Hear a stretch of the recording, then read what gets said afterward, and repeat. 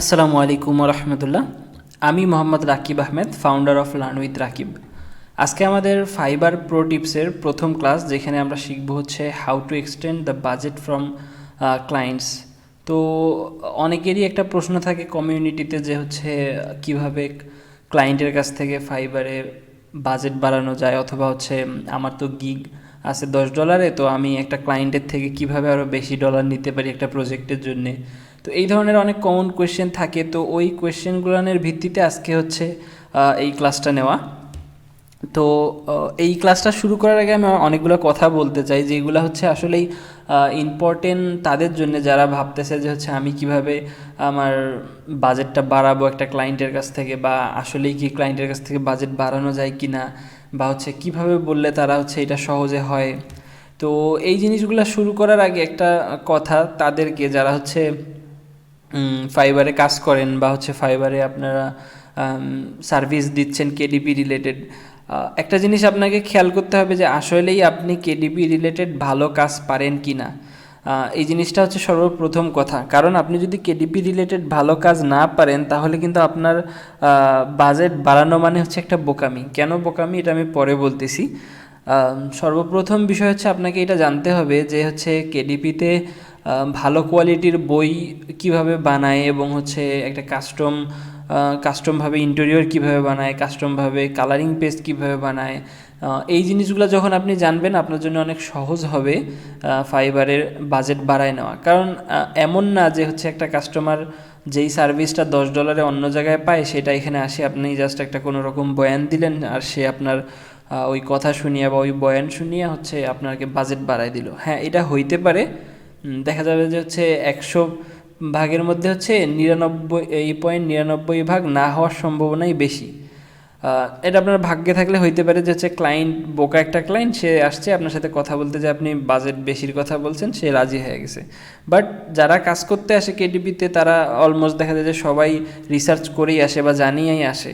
তো এখানে মেইনলি আমি কাজ করতে গিয়ে হচ্ছে কয়েকটা স্টেপ পাইছি বা কয়েক ধরনের সিস্টেম পাইছি, যেই সিস্টেমগুলোর মধ্যে দিয়ে গেলে হচ্ছে ফাইবারে বায়ারের কাছ থেকে হচ্ছে বাজেট বাড়ায় নেওয়া যায়।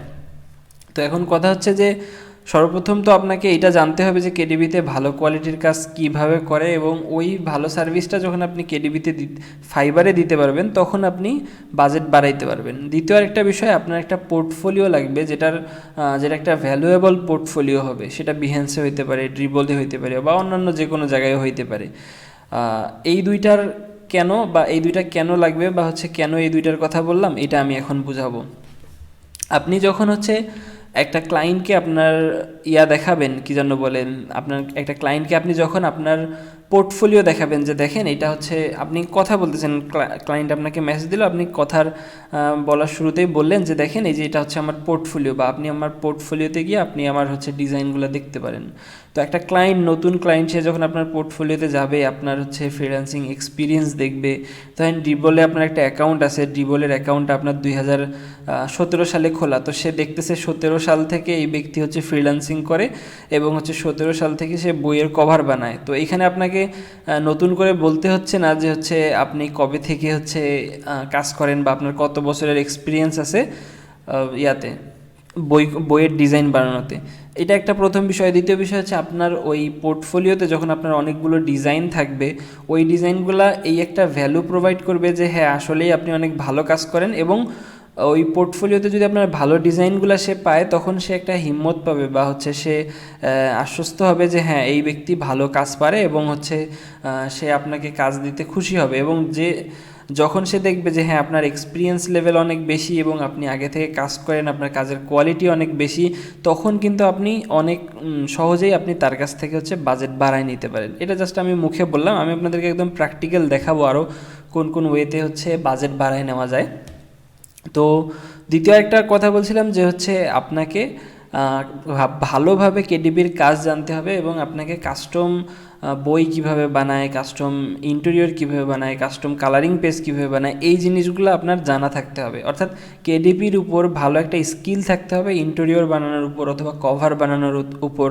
আচ্ছা, তৃতীয় আরেকটা বিষয় যেটা অনেক বেশি কাজে দেয়, সেটা হচ্ছে যে কাস্টমারের সাথে হচ্ছে আপনার কেডিবি রিলেটেড যে এক্সপিরিয়েন্সগুলো আছে এই এক্সপিরিয়েন্স শেয়ার করা, অথবা হচ্ছে কাস্টমারকে বোঝানো যে হ্যাঁ আপনি আসলে কেডিবিতে একটা ভালো জায়গায় আছেন এবং কেডিবিতে একটা ভালো ইনকাম জেনারেট করতেছেন, বা এই ধরনের জিনিসগুলা একটা ক্লায়েন্টকে বোঝানো। তো আমরা প্রথম ধাপটায় আসি যে হচ্ছে আপনার যখন একটা পোর্টফোলিও আছে এবং একটা ভ্যালুয়েবল পোর্টফোলিও আছে, তো আপনার ভ্যালুয়েবল পোর্টফোলিও আছে, এখন আপনি কিভাবে ক্লায়েন্টের কাছে হচ্ছে বাড়াবেন, কি যেন বলে, বাজেট বাড়াবেন।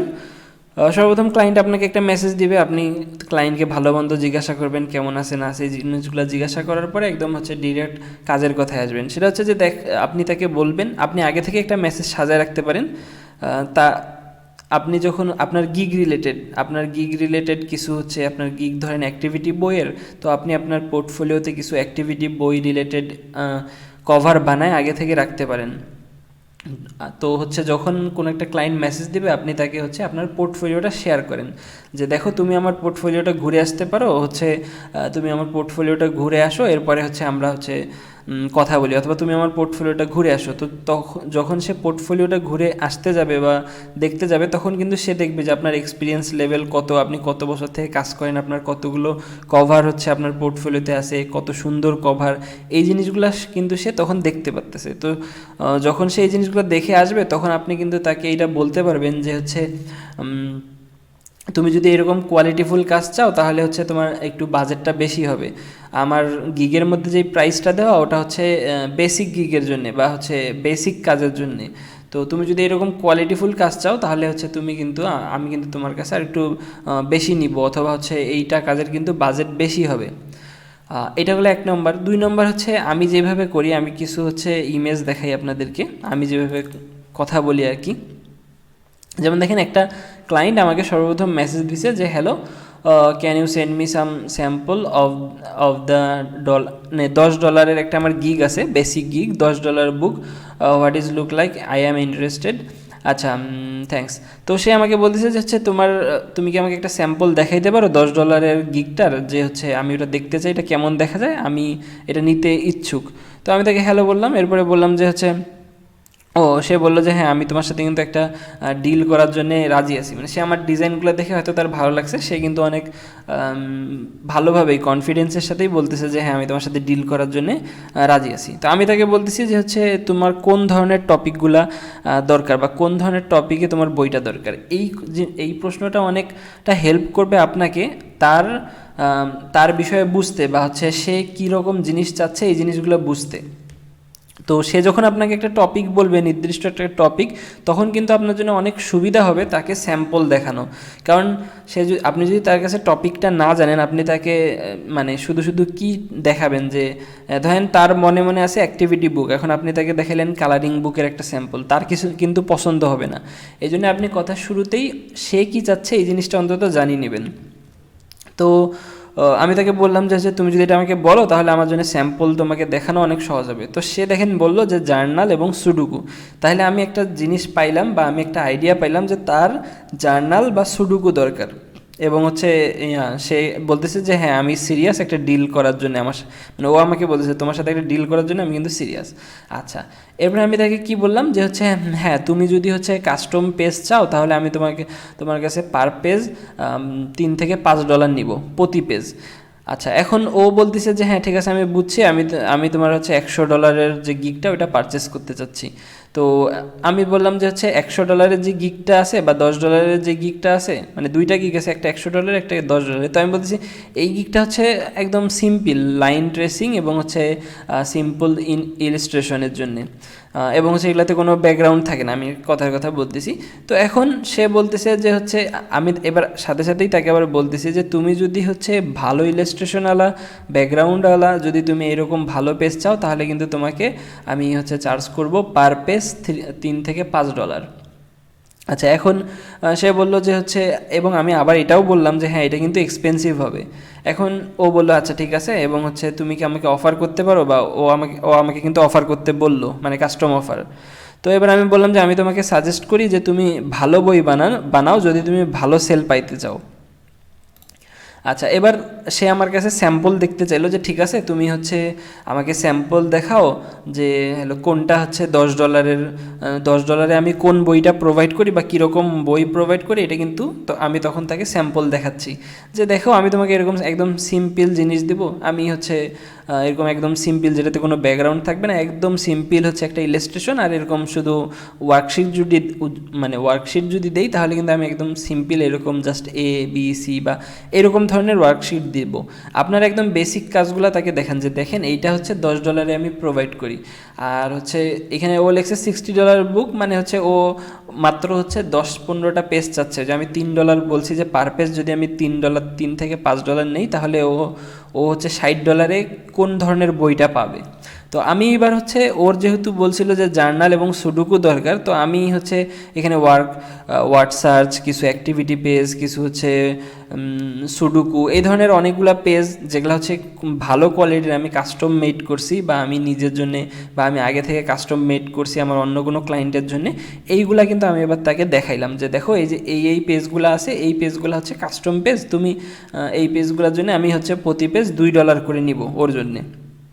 তো এইভাবে কিন্তু হচ্ছে আপনি একটা ক্লায়েন্টের কাছ থেকে আপনি ডিল করে হচ্ছে আপনি তার সাথে কথা বলে তার কাছ থেকে হচ্ছে প্রাইস বাড়ায় নিতে পারেন, এবং এইভাবে যখন আপনি করবেন তখন কিন্তু হচ্ছে কাস্টমারের জন্য বোঝার সুবিধা হবে যে $10 আসলে কোন সার্ভিসটা সে পাইতে যাচ্ছে, এবং সে যদি ভালো বই চায় তাহলে সে যদি ভালো একটু খরচ করে তাহলে সে কোন ধরনের বই পাবে। তবে আমি আবারও বলি, আপনি যদি বাজেট বাড়ায় নিতে চান তাহলে অবশ্যই আপনাকে ভালো কাজ জানতে হবে, কারণ আপনার কাজের উপরই ডিপেন্ড করবে হচ্ছে আপনার টাকাটা। আমি আরেকটা দেখাই। আচ্ছা, এখানে সে বলছে যে হচ্ছে আমাকে জিজ্ঞেস করেছে যে হ্যাঁ হ্যালো তুমি কি ভালো আছো, হচ্ছে can you design magic book with একটা থিম। আচ্ছা, সে আমাকে বলছে তুমি কি মাজেস বই ডিজাইন করতে পারো অমুক থিমের উপর। আমি বলছি হ্যাঁ। আমি বলছি ঠিক আছে, আমি যদি তুমি হচ্ছে ভালো ওই যে মাজেস বুক, আমি বলছি যে হচ্ছে তাহলে আমি প্রতি পেজ $3 নিব, ডিরেক্ট বলছি যে আমি তোমার কাছে প্রতি পেজ $3 নিব। এখন ও বলছে যে আমি কি তোমার প্রিমিয়াম প্যাকেজটা নিতে পারি না, আমার প্রিমিয়াম প্যাকেজটা $100। আচ্ছা, এখন সে আমাকে বলছে যে আমি কি তোমাকে মানে সে বলছে আমি কি তোমার প্রিমিয়াম প্যাকেজটা নিতে পারি না। আচ্ছা, আমার প্রিমিয়াম প্যাকেজে কি আছে, আমার প্রিমিয়াম প্যাকেজে আছে যে এখানে সে বলতেছে যে হচ্ছে মানে ও আমার প্রিমিয়াম প্যাকেজে কি আছে ওটা একটু আমাকে স্মরণ করাই দিচ্ছে, যে তোমার প্রিমিয়াম প্যাকেজে আছে কভার, মানে ফ্রন্ট কভার এবং হচ্ছে back cover 80 page, interior with its commercial right. তো এখানে কিন্তু 80 পেজ আছে আর প্লাস কভার আছে, এটা আমি প্রোভাইড করতেছি $100। এখন আমার কথা হচ্ছে যে আমি তাকে এতগুলা পেজ দিব না, $100 এতগুলা পেজ দিব না, আমি আরও বাজেট বাড়ায় নিতে চাই। আচ্ছা, ও বলতেছে যে হচ্ছে আমি কি এই অফারটা নিব, মানে এই প্যাকেজটা নিব। আমি বললাম না না, এই প্যাকেজ নিও না, আমি হচ্ছে তোমাকে হচ্ছে তুমি যদি অমুক থিমের উপর হচ্ছে চাও আমি পার পেজ $3 করে নিব, এবং হচ্ছে আমি ওকে বুঝাচ্ছি যে হ্যাঁ আমি কেন $3 করে নিব, আপনি যে $3 করে চাইলেন প্রতি পেজ, এটা আপনাকে তো বুঝাইতে হবে যে আপনি কেন $3 করে যাচ্ছেন। তো আমি ওকে বলতেছি যে দেখো এইটা আসলে অনেক কষ্টকর এবং হচ্ছে টাইম কনজিউমিং একটা ওয়ার্ক, যে হচ্ছে আমি একটা স্পেসিফিক থিমের উপর মাজেস বানাই দিব তোমাকে। তো ও রিপ্লাই করতেছে না, আমি 6টা 18তে মেসেজ দিছি, ও রিপ্লাই করতেছে না। এই জন্য আমি বললাম যে কোনো প্রবলেম। আচ্ছা, আমি বুঝলাম যে হচ্ছে ওর বাজেট নিয়ে কোনো একটা সমস্যা হয়েছে। তাহলে আমি এবার বললাম যে ঠিক আছে, আমি তোমার কাছে পার পেজ $2 করে নিতে পারি এবং 50 পেজ দিব $100। এখানে একটা জিনিস দেখেন, আমি কিন্তু আমার কাজটা কমাই নিয়ে আসছি এবং বাজেটটাও ঠিক রাখছি। আমি আগে তাকে দিচ্ছিলাম 80টা পেজ $100, এখন আমি তাকে দিচ্ছি 50টা পেজ $100। ঠিক আছে, তো আমার কিন্তু কাজ কমে আসলো, 30টা পেজ কমে আসলো। ঠিক আছে, এখন আমি তাকে বললাম যে হচ্ছে আমি হ্যাঁ তোমাকে ইনক্লুডিং কভার দেবো। এবার ও বলতেছে যে হচ্ছে ওকে ঠিক আছে, যে হচ্ছে আমি তোমার কাছে হচ্ছে $100 আমি তোমাকে $100 মধ্যে হচ্ছে আমি 50টা বই মানে ও বললো ঠিক আছে $100 ঠিক আছে আমার জন্যে 50টা বইয়ের জন্যে। তো আমি বললাম ঠিক আছে, তাহলে হচ্ছে তুমি ওকে, তাহলে ও বলতেছে যে তাহলে তুমি আমাকে হচ্ছে this book belongs to page যেটা থাকে ওইটাও ইনক্লুড করে দিও।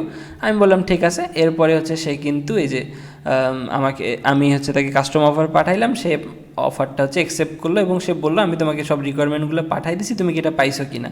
আমি বললাম যে হ্যাঁ আমি সব রিকোয়ারমেন্টগুলো পাইছি। ঠিক আছে, তো এইভাবে করে আপনি যখন কথা বলবেন তখন কিন্তু হচ্ছে আপনার জন্য সহজ হবে কাজ কমায় নেওয়া, বাজেট বাড়ায় নেওয়া। তো এটা গেল 2 নম্বর পয়েন্ট। আর 3 নম্বর পয়েন্ট যেটা ছিল যে হচ্ছে আপনি কাস্টমারকে অনেক সময় কথা বলতে গিয়ে আপনি বুঝতে পারবেন যে হচ্ছে এই ক্লায়েন্টটা নতুন ক্লায়েন্ট বা হচ্ছে এই কেডিপি সম্পর্কে একটু কম জানে। দেখবেন যারা কেডিপি সম্পর্কে কম জানে তাদেরকে চিনবেন কিভাবে, তারা বইয়ের সাইজ ঠিকভাবে বলতে পারে না, অথবা আপনাকে বলে যে হচ্ছে তুমি বইয়ের সাইজ বলো, বা হচ্ছে কোনটা স্ট্যান্ডার্ড সাইজ হবে, বা হচ্ছে দেখবেন তারা কি করে হচ্ছে নিশ খুঁজে আনে না, এমনিতে আপনাকে বলে যে হচ্ছে আমি বই চাই। তো এরকম বিভিন্ন ধরনের কথা আছে, তাদের কথা শুনলে আপনি বুঝতে পারবেন যে সে হচ্ছে কেডিপিতে নতুন। তো তখন আপনি একটা কাজ করতে পারেন, তাকে কেডিপি রিলেটেড কিছু হচ্ছে টিপস দিতে পারেন যে তুমি এরকমভাবে করো, এরকমভাবে করলে হচ্ছে ভালো সেল পাওয়া যায়, বা এইভাবে করলে ভালো সেল পাইতে পারো। তবে আবার প্রথমে এটা স্মরণ করে দিই, আপনি যাই করেন না কেন আপনাকে কেডিপি সম্পর্কে আগে ভালোভাবে জানতে হবে, এরপর তাকে বলতে হবে যে দেখেন, আপনি যদি তাকে টিপসও দিতে চান আপনাকে কিন্তু নিজেকে আগে জানতে হবে কেডিপি সম্পর্কে, নাহলে আপনি তাকে কী টিপস দিবেন। তো এই জন্য সর্বপ্রথম আমি সবসময় বলি যে হচ্ছে কেডিপি সম্পর্কে ভালোভাবে জানেন, কেডিপি একটা বহুত বড় সমুদ্র, এটা আগে ভালোভাবে মাথায় নেন। এরপরে হচ্ছে আপনি এই জায়গায় সার্ভিস দেন, বা হচ্ছে যখন আপনি কেডিপি আগে ভালোভাবে জানিয়ে এখানে সার্ভিস দেবেন, আপনি একটা ভালো সার্ভিস দিতে পারবেন। তো যাই হোক, আপনি হচ্ছে এখন যখন তাকে বলবেন কেডিপি সম্পর্কে বিভিন্ন টিপস দিবেন, বা হচ্ছে কিছু ট্রিক্স বলবেন যে এইভাবে কাজ করতে পারো, তখন কিন্তু সে বুঝবে যে আপনি হচ্ছে অনেক এক্সপার্ট কেডিপিতে। তখন যদি আপনি বলেন যে দেখো আমি তোমাকে ভালো বই দিব, যেটা হচ্ছে সেলিং বই হবে এবং হচ্ছে যেটা তোমার জন্য কার্যকর হবে, তুমি যদি এরকম চাও তাহলে বাজেটটা একটু বেশি হবে, তখন কিন্তু কাস্টমারের জন্য বাজেট বাড়ানোটা খুব সহজ হয় এবং কাস্টমার বাজেট বাড়ায় নেয়। তবে এইখানে আরেকটা জিনিস আমার এক্সপিরিয়েন্সের উপর ডিপেন্ড করে এটা বলতেছি, এটা কোনো ধরাবাঁধা নিয়ম না। আমি দেখছি বেশিরভাগ সময় বাজেট ইউনাইটেড স্টেট অথবা হচ্ছে ইউনাইটেড কিংডম অথবা কানাডা, এই ধরনের দেশগুলার যারা হচ্ছে কাস্টমার থাকে, এরা বাজেট খুব স্বাচ্ছন্দ্যে বাড়ায় দেয়, অথবা এদেরকে বললে এরা বুঝে। বাট এই দেশগুলো বাদে অন্যান্য যে দেশগুলো আছে, এদেরকে বাজেট বাড়ানোর কথা বলে কোনো লাভ হয় না, এরা কোনোভাবেই বাজেট বাড়ানোর কথা মানে না, উল্টা ওরা চাইলে পায়, মানে ওরা যদি পারে তো $10 দেখা যায় যে 1000 পেজ নেওয়ার জন্যেও ওরা জবরদস্তি করতে থাকে। যাই হোক, তো আশা করি হচ্ছে আপনারা এই জিনিসগুলো মাথায় রাখবেন, এবং হচ্ছে এই জিনিসগুলো মাথায় রেখে যদি হচ্ছে কাজ করতে পারেন, আশা করি ভালো একটা ফিডব্যাক পাবেন। এ বাদেও আরও অনেক টিপস অ্যান্ড ট্রিক্স আছে যেগুলো হচ্ছে কাজের ময়দানে আমরা ইউজ করি হচ্ছে একটা বাজেট বাড়ায় নেওয়ার জন্যে। বাট সেটা ডিপেন্ড করে আমরা যখন একটা ক্লায়েন্টের সাথে কথা বলি, ওই ক্লায়েন্টটা আসলে কী চাচ্ছে, কিভাবে চাচ্ছে, তার কথাবার্তা কী, সে কিভাবে দেখতেছে বা বিষয়টাকে কিভাবে নিচ্ছে, এই জিনিসগুলোর উপর ডিপেন্ড করে যে হচ্ছে আমি তার কাছে কিভাবে বাজেট এক্সটেন্ড করব। যাই হোক, এইটা হচ্ছে একটা এক্সপিরিয়েন্সের বিষয়, যখন আপনারা কাজ করবেন তখন এই জিনিসগুলো আরও ভালোভাবে বুঝতে পারবেন। তো আপাতত এই দুই একটা ট্রিক্স, বা আমি যেই দুই তিনটা ট্রিক্স বললাম, এই ট্রিক্সগুলো খাটায় আপনারা হচ্ছে বাজেট বাড়ানোর চেষ্টা করতে পারেন। বাট আবারও বলি যে হচ্ছে আপনি বাজেট বাড়ানোর আগে অবশ্যই মাথায় রাখবেন আপনার পোর্টফোলিও আছে কি না, আপনি কেডিপি সম্পর্কে ভালো জানেন কি না, আপনি ভালো ইন্টেরিয়র বানাইতে পারেন কি না, আপনি কাস্টম ইন্টেরিয়র বানাইতে পারেন কি না। এই জিনিসগুলো যদি আপনার হয় যে হ্যাঁ ঠিক আছে, এইগুলো আমার সব ঠিক আছে, তাহলে আপনি হচ্ছে বাজেট বাড়ানো আপনার জন্য অনেক সহজ হবে। তো আজকে এই পর্যন্তই থাকতেছে, ইনশাল্লাহ দেখা হবে নেক্সট ক্লাসে। আসসালামু আলাইকুম ওয়া রাহমাতুল্লাহ।